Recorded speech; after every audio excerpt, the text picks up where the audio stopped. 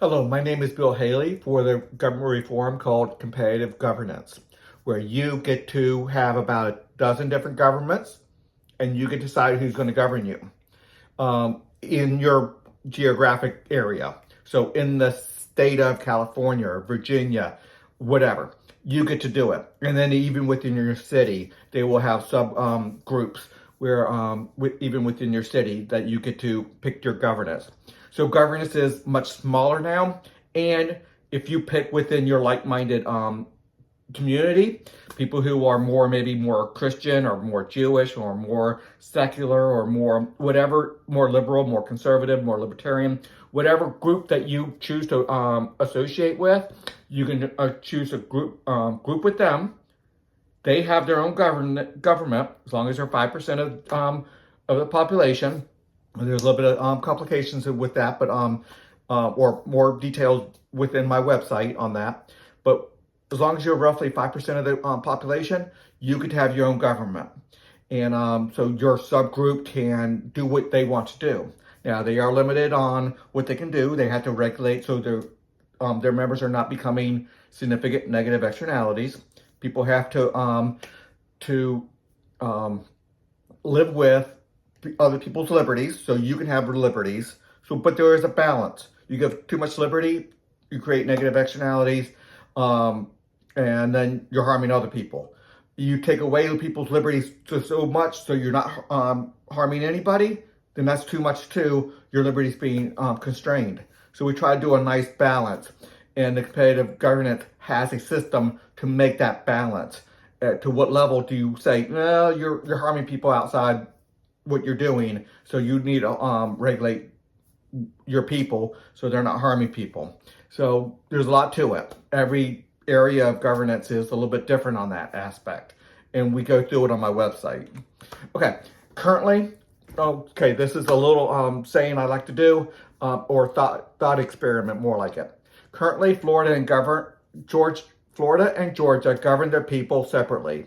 What if both states allowed their businesses to choose which state's regulations govern them?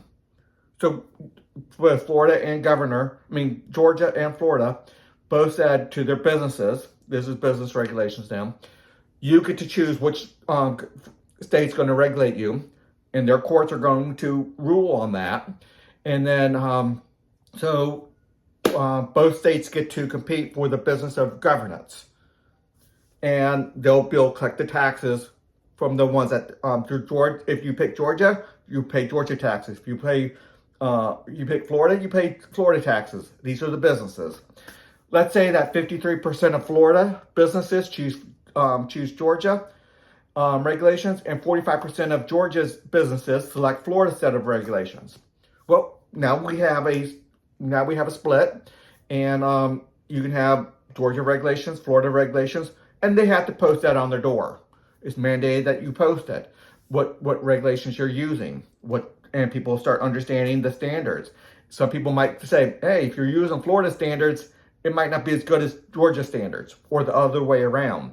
Or if you use Georgia standards for food safety, it might be better than Florida's, or for Florida state standards for manufacturing plants safety, OSHA laws and stuff.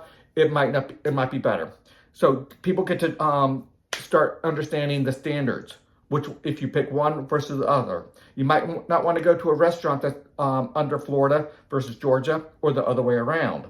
So they're going to start seeing business laws if they pick just the ones that have a lax regulations. Okay, it would be mandatory to post what state regulations are being used, and if standards are low, business will lose business, just like I was talking about. So I'm not saying one has a better regulations or not. I'm just trying to say people will start understanding if you have one set of regulations and you pick that one and it's lax, people might not want to go to your restaurant if you have low food standards. On the other side, if somebody has great OSHA laws, great manufacturing laws and regulations, you want to make sure you work there versus the other states' regulations. So people aren't just going to have a race to the bottom on regulations, because people have to post what they're doing. And then in the marketplace, people aren't going to want to work or go shopping or eat at a restaurant or whatever the case may be, interact with the low standards place. But if you have too high of standards without the benefits that come with it, then the money's just going to be too high to continue to go there. Okay, you can pause if you want to, read every aspect of this. I have a lot of other videos that really break down every aspect of this, but I wanted this to be a short video on that issue. Okay, Haley2024.org, and you can go see a lot on competitive regulations and all my reforms. Until the next video.